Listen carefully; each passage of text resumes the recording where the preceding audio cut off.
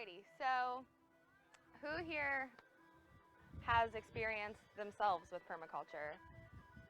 A little bit, some of you guys? Okay, awesome. What are the types of things that you guys do? I know you're already talking with her about it a little bit, but like where do you guys all stand? Like, are there some of you people who are literally like, I have no clue what permaculture is? You have absolutely no clue? Okay, sweet. I'm just trying to get, like see where everyone's coming from with this. So, you guys who have experience with it, I want you guys to give me a definition of what permaculture is to you. Even just keywords, anything that you can think of. Just shout them out. Yeah, sustainability. Okay. Yeah, harmony. Harmony is a really good one. What is it? Resilience. Yeah. Okay. Perseverance is a good one. Companionship is a really good one. Harmony goes along with that. Yeah, camaraderie. So basically with permaculture, there is a deeper meaning behind it and a deeper ethics and a deeper understanding. So it's not just gardening, it's not just, growing some plants. It's a whole lifestyle and it's a whole mindset of, creating a harmony and truly like creating an environment as it should be to sustain itself. And it's really awesome the things that can be created with permaculture. So just to give you a basic rundown, it is like sustainable land design that incorporates its own little ecosystem. So you can make an ecosystem that will deter pests, companion plants are incorporated, creates harmony within, and also coming from my background, which I forgot to introduce myself. I am Katie, by the way, Katie Sunflower. Sorry, forgot to do that. But I have a background in ecotourism and adventure travel. I really, yeah, I did. Woo! Hawking College, did you? Right on. Yeah, we did lots and lots of classes in sustainability, and we worked on a permaculture farm. So we got to work a lot with that different kind of stuff. So I really like agritourism, and I think that that's something that's really, really cool with permaculture as well, is creating your own little, you could create a pod or a house or your own little farm for other people to come and sit on and help you.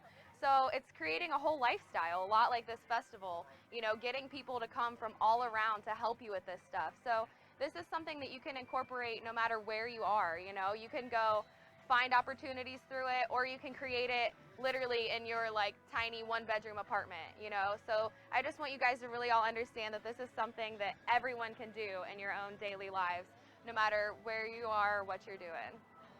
Okay, so I've printed out some handouts, and these are basically just like the principles of permaculture, kind of laid out for you guys. If you don't just take one, pass one, look them over. Oh yeah, a little grid at the bottom as well. Here, I'll take that one back at the bottom. Thank you. But yeah, basically I'll just go over some of the basics, some of the more boring lecture type stuff, I guess, of what permaculture really is. But these are like the basis, the building blocks for creating this lifestyle.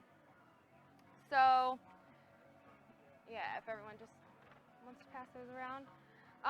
Stacking is a really big thing. Building trellises. Is anyone here familiar with keyhole gardens?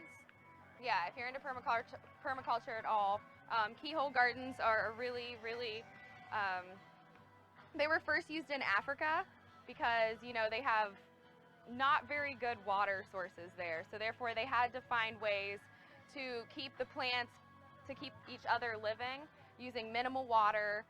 So what they did was think of a keyhole in the shape of a half circle, and then there's the little keyhole in the middle. So therefore, you can reach anything that you plant on here from anywhere that you're standing. So anywhere along the outside, you could reach all of your plants, and you can build up as high as you want to go.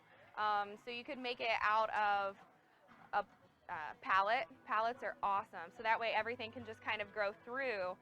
So you could build it as high as you wanted and have everything just growing out. And then if you walk in the middle of it, you can also reach everything. And I've seen people set up really cool water systems that funnel down through the middle of the keyhole and can reach everything at every level, which is really cool. And that's another thing. Obviously, water is life. We all know that for sure. So how do you sustainably get water to your plants? I mean, that's a big thing in monoculture. Is everyone familiar with the difference between permaculture and monoculture?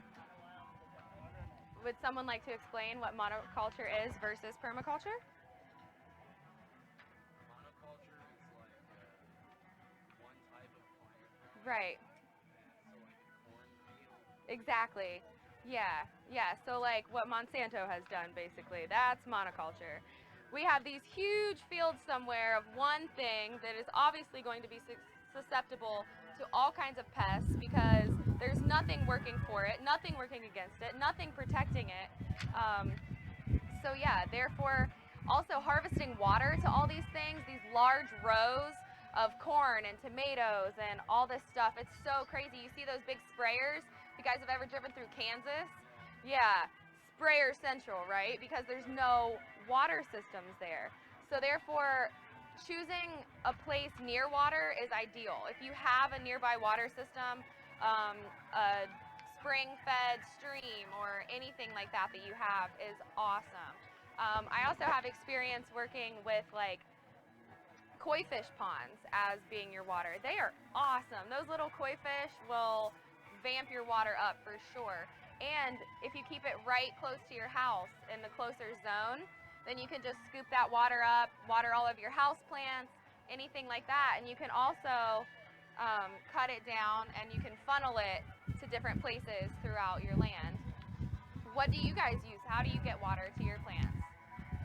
What do you guys basically use? Tap water? Yeah, I know. Me too. Me too. Festy water, you know, whatever we can get at this point. Yeah, it kind of sucks, but I mean, work on it. And that's the thing, collecting rainwater, collecting rain barrels are absolutely awesome. Um, I know that in some cities it's illegal even, but fuck that, you know? I mean, it's water, like, and we need that. And damn it if rainwater isn't awesome, you know? And so I encourage you highly, if you live in a situation that you can collect rainwater, even just to use for absolutely anything, even just to bring here with you, do it. Collect rainwater, because there's so much that you can do once you have that. You can use it inside, outside. It's awesome. Collect rainwater for sure. Okay. Another principle is that the problem is the solution. That's probably my favorite permaculture principle, is that you have to think, you know, if you have a garden and every time it rains you get this like river, creek, crevice that just like destroys the whole middle of everything, let that be where the water flows then, you know? Plant things at the bottom that are going to need to collect more water. Or, you know, just really use those kinds of things. Don't fight it is the number one thing, okay? So you just really have to go with it. And it's really hard and it takes time sometimes to understand each individual ecosystem. You know, everyone has different minerals in their soil and everyone has a different landscape and geographically it's different. So that's why it's really an intimate thing, because you get to go find your place and study it and see, you know, where is the best, you know, north or south facing slope, or what's going to grow best here and what's going to grow best there. So problem is the solution. That's definitely one of the keys for sure. Diversity is a really big one, hence permaculture, multi. So you want to get all kinds of different things in there. And are you guys familiar with zoning? Planting in zones? A little bit? Yeah. So I have a map thingy. Maybe I don't. I thought that I did. But yeah, so if you could imagine your house as zone 0.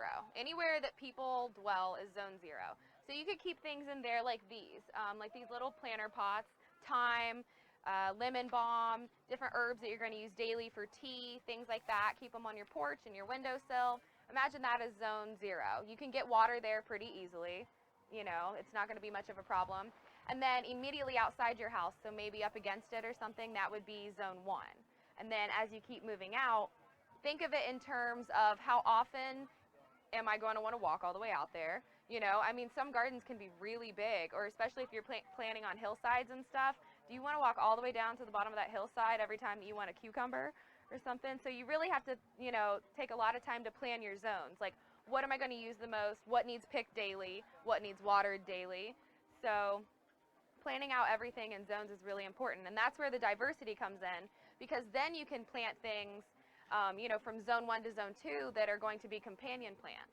So like sunflowers are really, really good for cucumbers and squash. They keep a lot of the bugs and beetles and all that good jazz away from getting onto your squash and your cucumbers. So if you plant sunflowers, you know, on a row in between maybe zone 1 and zone 2 or zone 3 and zone 4, then that can help you, and that's companion planting, which is a beautiful thing. It really is. And hence, it ups your diversity of everything. So the more that you put around, the more bugs and everything that you can keep away, hold in soil roots better. Plants just love each other. They really do. They're a lot like humans. They can give each other energy, literally. Like, if you plant 2 plants beside each other, they're definitely more likely to survive than if you just planted 1. So definitely go with that concept all the time.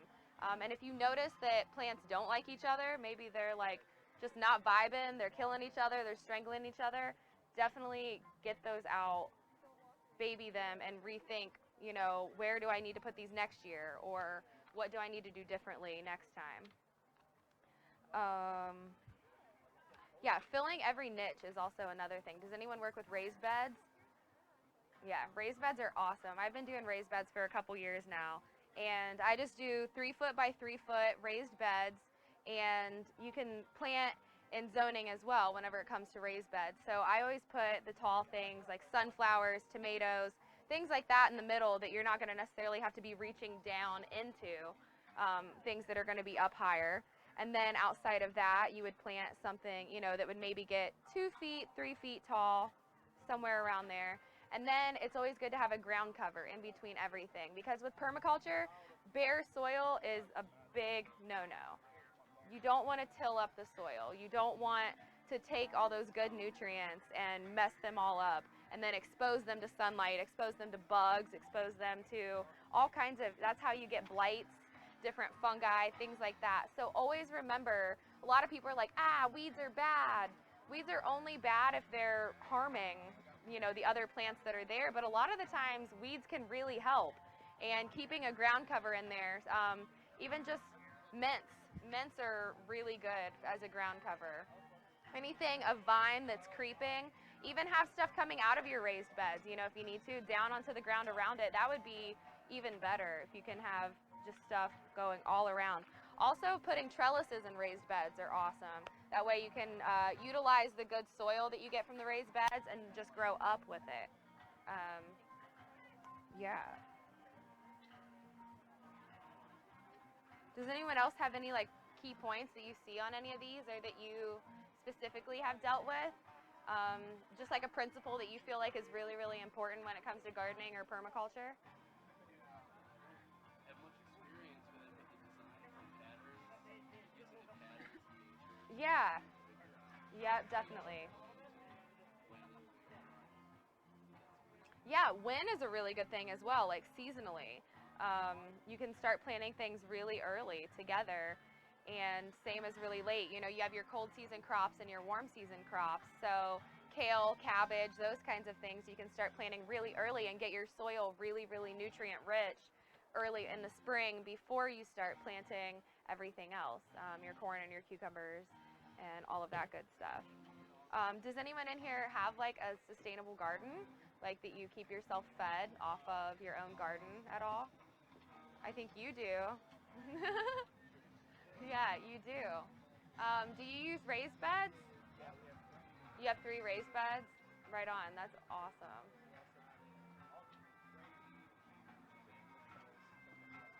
You have what? Oh, bamboo trellis.